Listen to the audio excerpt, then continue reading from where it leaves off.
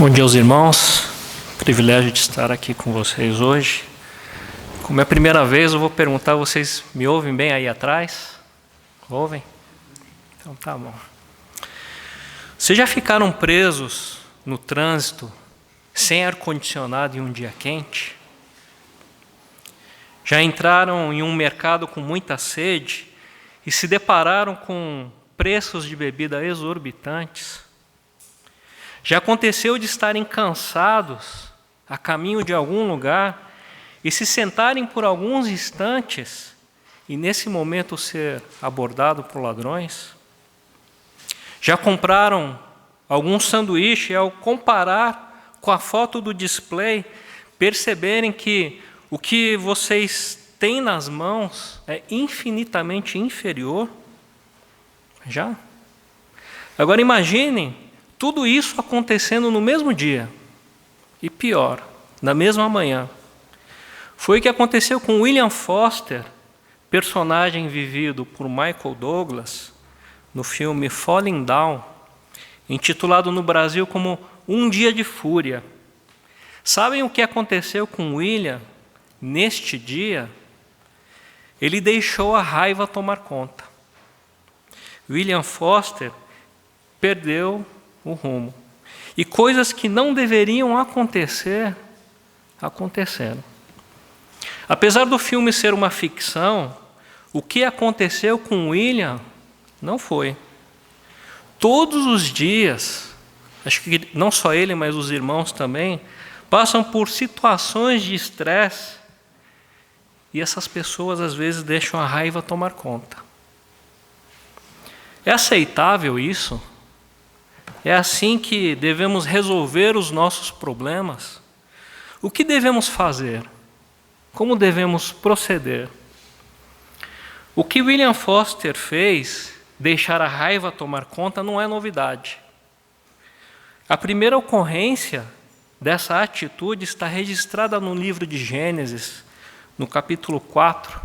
Então peço aos irmãos que abram suas Bíblias em Gênesis 4, ou, se for projetado, me acompanhem na leitura dos versos de 1 a 7.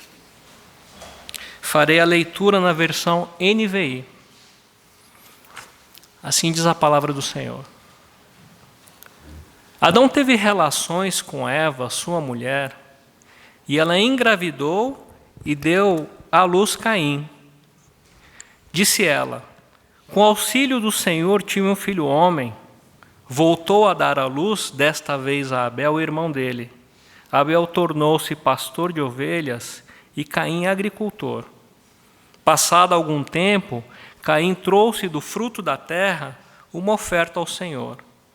Abel, por sua vez, trouxe as partes gordas das primeiras crias do seu rebanho.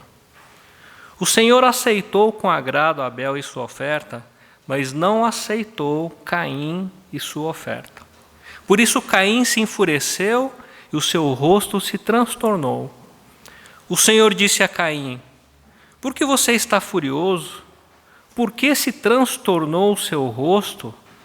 Se você fizer o bem, não será aceito? Mas se não o fizer, saiba que o pecado ameaça a porta. Ele deseja conquistá-lo, mas você deve dominá-lo. Oremos mais uma vez. Santo Deus, estamos diante da sua palavra essa que cremos que é a verdade. Reconhecemos, Senhor, que somos incapazes de compreendê-la por nós mesmos, sem o seu auxílio.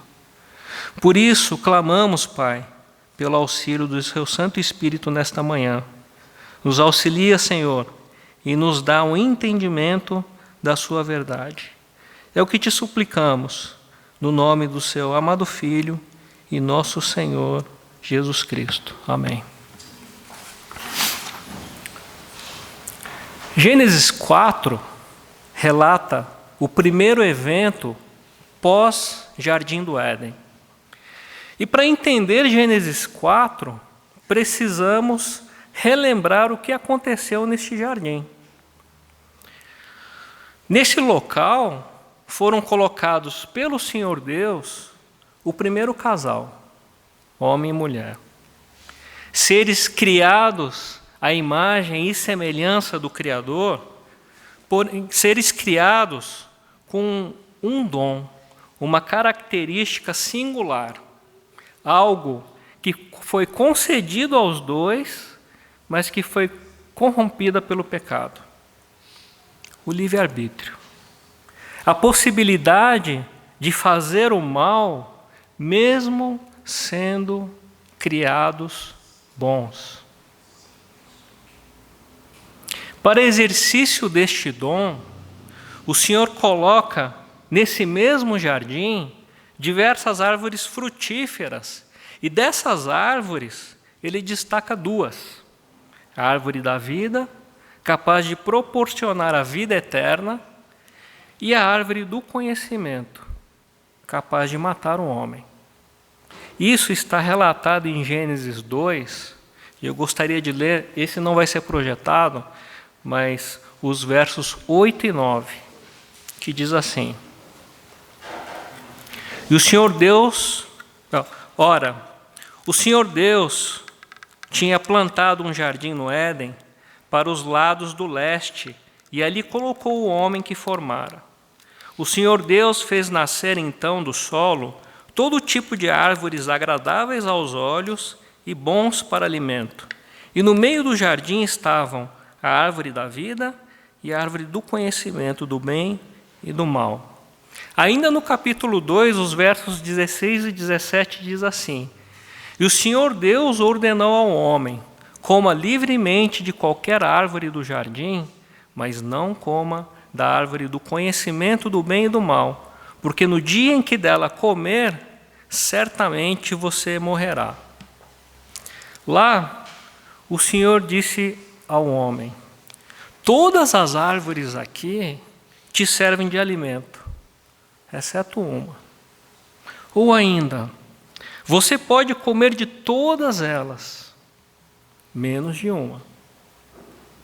Em outras palavras, todas essas árvores aqui são suas, somente uma é minha. Bom, os irmãos sabem o que aconteceu. O casal, dando ouvidos à serpente, ignorou o bom conselho do Senhor e comeu do fruto proibido. Assim, o ser humano, perfeito em sua criação, criado bom, mas capaz de agir contra a sua própria natureza, fazendo mal, decide deliberadamente fazer o mal, comendo do único fruto que não lhe era permitido. Agora esse casal, corrompido pelo pecado, é proibido de comer da segunda árvore, a árvore da vida. Sabem por quê? Para que, comendo desse fruto agora, ele não seja eternamente corrompido. Pois a partir de agora, a sua vontade não é mais boa. Agora, se ele comer, ele ficará terrivelmente corrompido. Mas o Senhor, na sua imensa misericórdia, não executa o seu juízo logo ali. Não. Primeiro, ele dá uma promessa de redenção ao casal, dizendo, Gênesis 3,15, que um descendente esmagaria a cabeça da serpente. E, em resposta a isso, Adão dá a Eva, sua mulher, um novo nome. E segundo, ele providencia vestes de pele que cobrem a vergonha e o medo do casal. Isso está em Gênesis 3:20 e 3:21, e os expulsa do jardim, Gênesis 3:24. Esses foram os eventos no jardim, e agora a vida segue fora do jardim. Não sabemos quanto tempo se passou, quantos conflitos tiveram que ser superados, mas uma coisa podemos afirmar, que o casal não se separou. E não só permaneceu junto, mas tiveram intimidade. Gênesis 4, de 1 a 2, nos conta os dois primeiros nascimentos. Adão, o texto diz assim: Adão teve relação com Eva, sua mulher, e ela engravidou e deu à luz Caim. Disse ela: com auxílio do Senhor tive um filho homem. Voltou a dar à luz, dessa vez a Abel, irmão dele. Abel tornou-se pastor de ovelhas e Caim, agricultor. Então, primeiro nasce Caim. O nome Caim vem do verbo caná, que significa adquirir, conseguir. E como Caim foi adquirido? Segundo Eva, com o auxílio do Senhor. Depois de todos os eventos ocorridos anteriormente, talvez este momento seja o primeiro momento de grande alegria para o casal. O nascimento do primeiro filho. Aliás, é o nascimento do primeiro ser humano. Adão e Eva foram criados pelo Senhor. Mas agora, Eva está diante de algo extraordinário. Um ser não criado, mas gerado em seu próprio ventre através da relação com seu marido. E na fala dela, é como se ela dissesse: graças a Deus, obtive um varão. E essa alegria talvez não seja só pela concepção, mas também pela possibilidade, talvez, desse novo ser aquele que esmagaria a cabeça da serpente. Por que eu digo isso? Porque o texto diz que não foi só Caim que nasceu, mas nasceu Abel, e ponto. Abel significa vapor, sopro e mais nada. E isso é muito estranho, não acham? Por exemplo, tem muitos pais aqui, eu tenho 2 filhas. O Senhor me concedeu elas, a primeira, a primogênita, foi recebida com muita alegria. Aliás, primeira neta, tanto do lado meu quanto da minha esposa. E a segunda, minha segunda filha só veio somente depois de 7 anos. E quando ela veio também recebida por muita alegria. Então, no texto, apesar de não dizer, mas justamente pela omissão, podemos perceber que tem uma ênfase no nascimento de Caim, mas não há ênfase nenhuma no nascimento de Abel. Para Caim, toda alegria e todo louvor, e para Abel nada. Caim é aquele adquirido com auxílio do Senhor, e Abel apenas um vapor. E o tempo passa, os meninos crescem, Abel vira pastor de ovelhas. Aliás, curioso essa escolha, né? Com tantos rebanhos que ele poderia pastorear, cavalos, gado, mas ele justamente escolhe ser pastor de ovelhas. E Caim vira agricultor. O texto prossegue, versos 3 e 4, dizendo que, passado algum tempo, Caim trouxe do fruto da terra uma oferta ao Senhor. Abel, por sua vez, trouxe as partes gordas das primeiras crias do seu rebanho. O texto não diz quanto tempo passou, o texto também não diz por qual motivo os irmãos levaram essa oferta, o texto também não diz se a oferta foi requerida pelo Senhor ou foi uma ação voluntária deles. A única coisa que podemos afirmar aqui, em cima da construção do texto, é que eles levaram essas ofertas ao Senhor ao fim de um certo tempo determinado. Pois essa é a ideia da construção, passado algum tempo. Uma data foi estabelecida para a entrega das ofertas. E os dois ofertaram do fruto do seu trabalho. O verso 3 vai dizer que Caim trouxe do fruto da terra, Verso 4.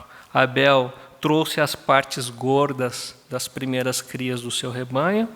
E o texto prossegue dizendo no verso 4 ainda que o Senhor aceitou com agrado Abel e sua oferta. E no verso 5 o Senhor não aceitou Caim e sua oferta. Nesse momento eu gostaria de chamar a atenção dos irmãos para uma observação que pode chocar alguns aqui hoje. Deus não aceita qualquer coisa.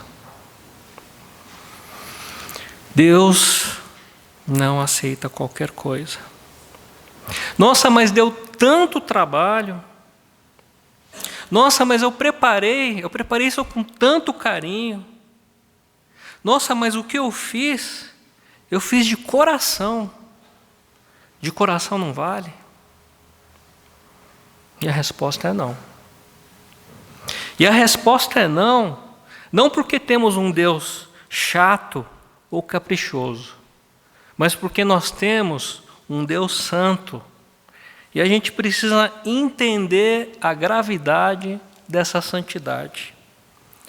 No hebraico, não existem superlativos, como nós temos no português. Por exemplo, superlativo de bom é boníssimo ou ótimo. Superlativo de péssimo, de ruim, é péssimo. Superlativo de santo, santíssimo. No hebraico, para expressar superlativos, as palavras são grafadas 2 vezes. Então, no texto, o ótimo seria bom, bom. O péssimo seria mal, mal. E santíssimo seria santo, santo. Por isso que o lugar dentro do tabernáculo, onde ficava a Arca da Aliança, é chamado de Santo dos Santos, ou lugar santíssimo. E Deus? Será que no hebraico a santidade de Deus está expressa como santo, santo? Isaías ensina que não. Isaías teve uma visão registrada no seu livro, no capítulo 6, eu gostaria de ler os versos de 1 a 3.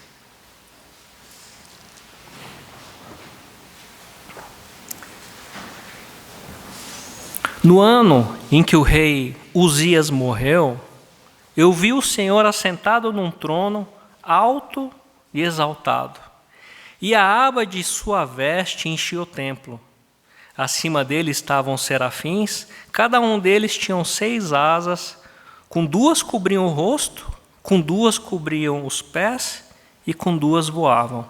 E proclamavam uns aos outros: Santo, Santo, Santo é o Senhor dos exércitos. A terra inteira está cheia da sua glória. Isaías relata que esses anjos de 6 asas, serafins, sobrevoavam o alto e sublime trono e proclamavam: Santo, Santo, Santo.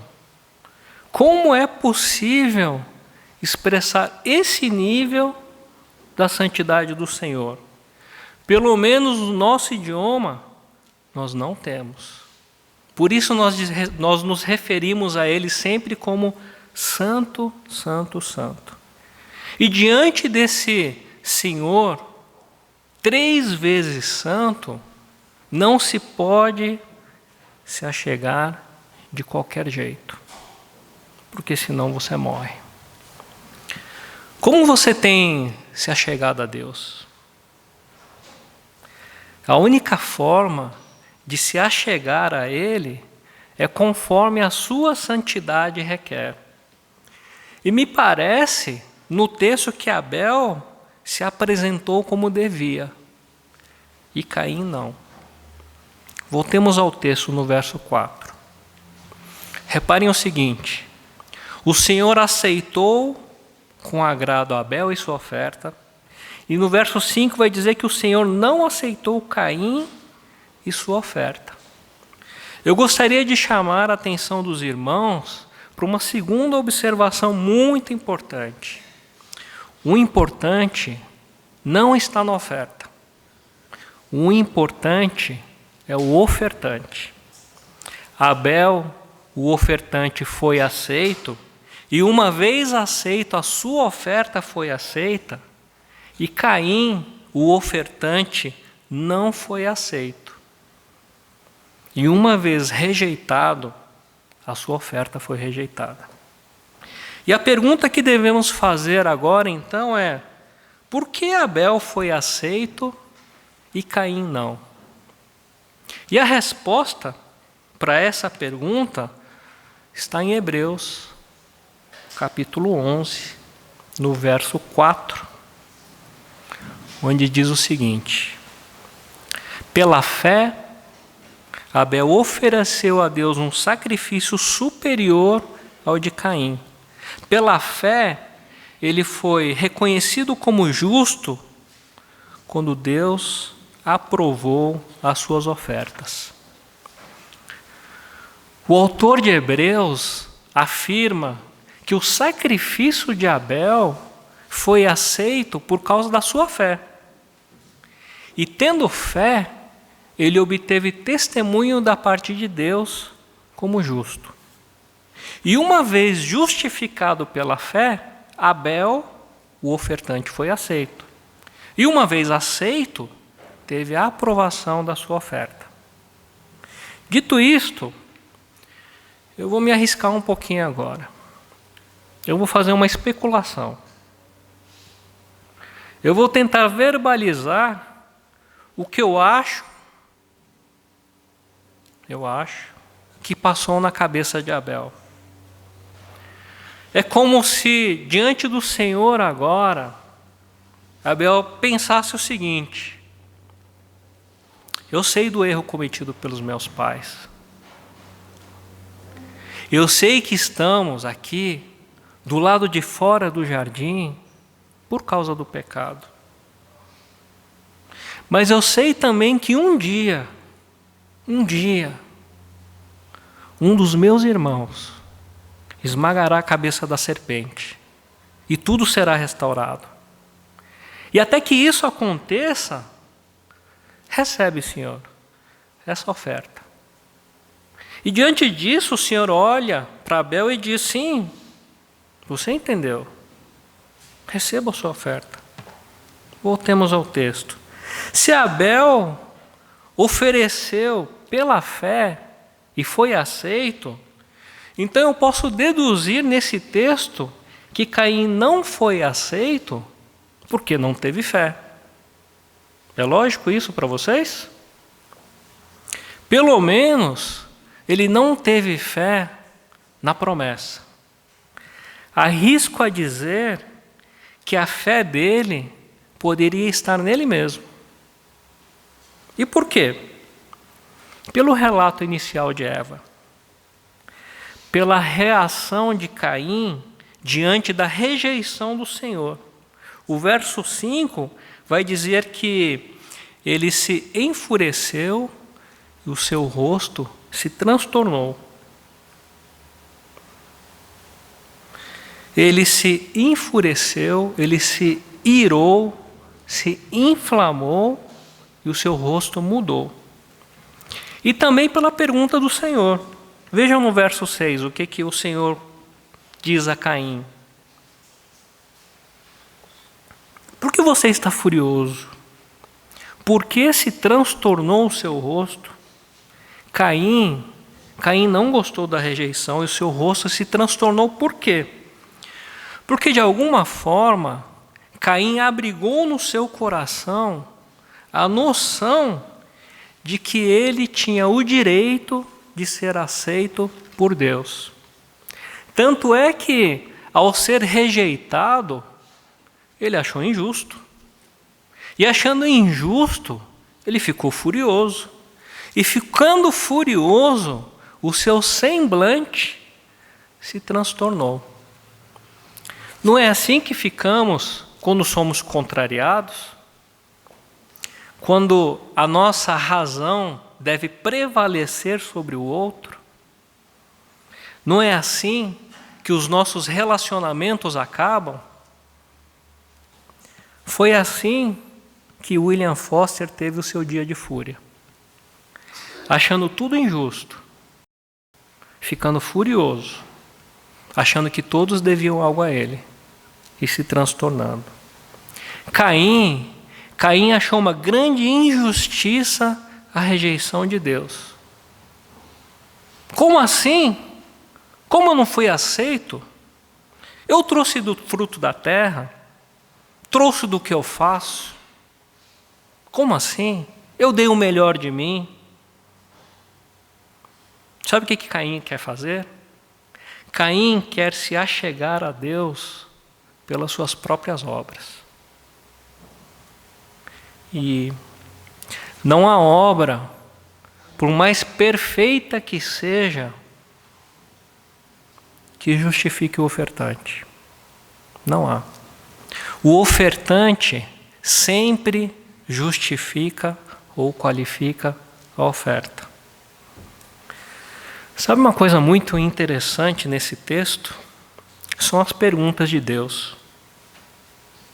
Será que Deus não sabe as respostas? É claro que Ele sabe. Então por que Ele faz perguntas? Porque Ele não disse direto a Caim, eu sei o que você fez, eu sei por que você está com essa cara, esse bico aí, eu sei. É assim que a gente faz com os nossos filhos? Eu sei. Deus faz perguntas a Caim, não porque não sabe as respostas, mas Ele faz as perguntas porque Caim precisa ser confrontado para que possa ser corrigido. É por isso que Deus faz.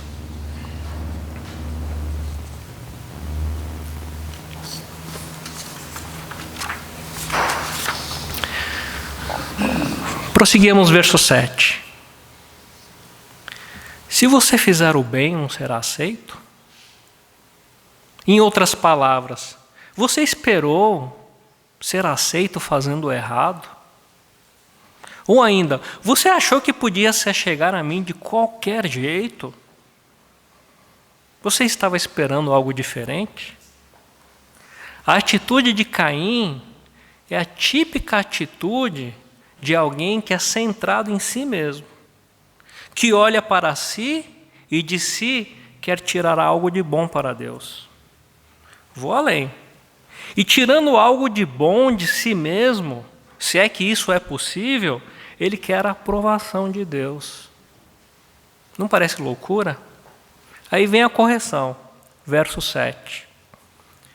Mas se não o fizer, saiba que o pecado ameaça a porta.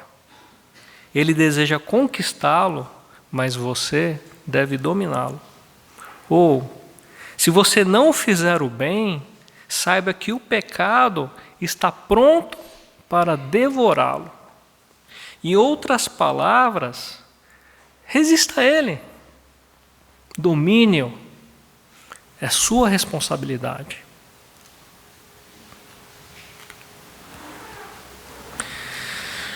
Você é um ser caído e as suas inclinações agora são sempre para o mal. Tente resistir ao mal. Vocês acham que é possível? É possível fazer o bem à parte de Deus, distante de Deus? Eu creio que nesse texto Deus está mostrando que nós não conseguimos. Caim não respondeu nenhuma das perguntas de Deus. Ele saiu calado. E saindo calado da presença de Deus, o que ele faz? Ele diz ao irmão agora, vamos para o campo. E quando estavam lá, Caim atacou o seu irmão e o matou. E depois de matar o irmão, ele abandona a presença do Senhor e vai morar longe. É o relato que nós temos dos versos 17 a 24, que eu gostaria de ler com vocês. Saindo da presença do Senhor agora, Caim tem relações com sua mulher e ela engravidou e deu à luz Enoque, Depois Caim fundou uma cidade, a qual deu o nome de seu filho Enoque. A Enoque nasceu Irade, Irade gerou a Meujael, Meujael a Metusalém, e Metusalém a Lameque. Lameque tomou 2 mulheres, uma chamava-se Ada e a outra Zilá. Ada deu à luz Jabal, que foi o pai daqueles que moram em tendas e criam rebanhos. O nome do irmão dele era Jubal, que foi o pai de todos os que tocam harpa e flauta. Zilá também deu à luz um filho chamado Tubal-Caim, que fabricava todo tipo de ferramentas de bronze e de ferro. Tubal-Caim teve uma irmã chamada Naamá. Disse Lameque às suas mulheres: Ada e Zilá, ouçam-me, mulheres de Lameque, escutem minhas palavras. Eu matei um homem, porque me feriu, e um menino, porque me machucou. Se Caim é vingado 7 vezes, Lameque o será 77. Essa é a vida daqueles que vivem agora à parte do Senhor. 2 mulheres, assassinato, e uma vida completamente reprovável aos olhos do Senhor. A vida fora do jardim, ela só acontece de 2 formas. Ou na presença de Deus, pela fé, como foi a vida de Abel, que se relacionou com Deus com base na esperança da promessa, ou a parte da presença de Deus por suas obras. E é possível que dentre nós aqui estejam alguns irmãos querendo ainda conquistar a Deus pelas suas próprias forças. Meus irmãos, William Foster deixou a raiva tomar conta. E coisas que não deveriam acontecer, aconteceram. É aceitável isso? Claro que não. É assim que resolvemos os nossos problemas? Claro que não também. O que devemos fazer? Como devemos proceder? Seria muito bom se eu pudesse alistar aqui 10 passos para controlar a sua raiva, 10 passos para resolver as angústias da sua vida, mas isso seria somente uma tentativa de mudar o comportamento. A princípio, ele pode até surtir algum efeito, mas com o tempo, tudo volta a ser como era. O que devemos fazer? Como que nós devemos proceder? Se você se identificou com Caim, se arrependa. Se arrependa diante do Senhor e clame por Cristo Jesus, que é aquele sim, que esmagou a cabeça da serpente e é capaz de restaurar as nossas vidas. E uma vez com a vida restaurada, ter um novo coração. E com esse novo coração, agora sim, é possível agradar a Deus. E ter uma vida transformada. E ter os seus relacionamentos transformados. E viver sob uma nova ótica da vida. A ótica do Senhor. E poder amar como o Senhor amou. Convido os irmãos a curvarem as cabeças em resposta à palavra pregada. E eu gostaria de propor 2 temas de oração. O primeiro seria: se você está vivendo como Caim, tentando agradar a Deus e reclamando porque Ele não te ouve, arrependa-se, clame ao Senhor, clame por Cristo em sua vida, pois somente Ele é capaz de renovar a sua vida. E o segundo tema que eu gostaria de propor é: se você já vive como Abel viveu, mas ainda passa por momentos difíceis, agradeça ao Senhor por Ele já ser o seu Senhor e peça para que Ele continue te conduzindo em seus caminhos e te fortaleça, te dê ânimo e coragem para prosseguir em obediência à sua palavra.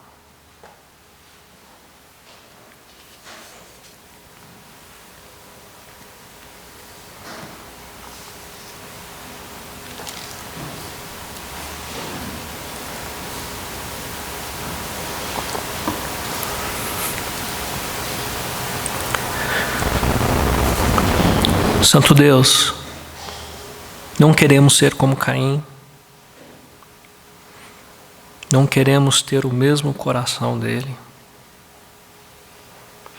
Queremos, Pai, viver como Abel, mesmo que seja uma vida breve, mas uma vida que agrada ao Senhor. Se andamos por maus caminhos, clamamos: ó Senhor, muda o nosso viver, renova, Senhor, o nosso ser. Que o Seu Santo Espírito habite em nós e nos conduza pelos Seus caminhos.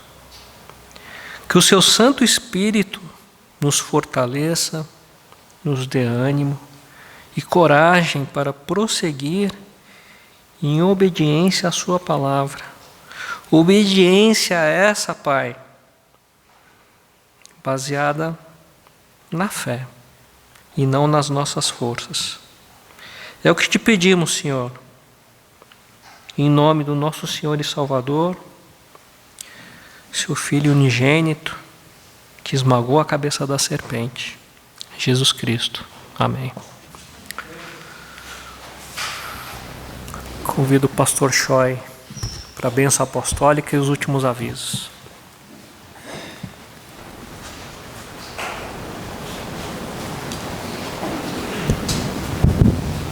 Vamos nos levantar.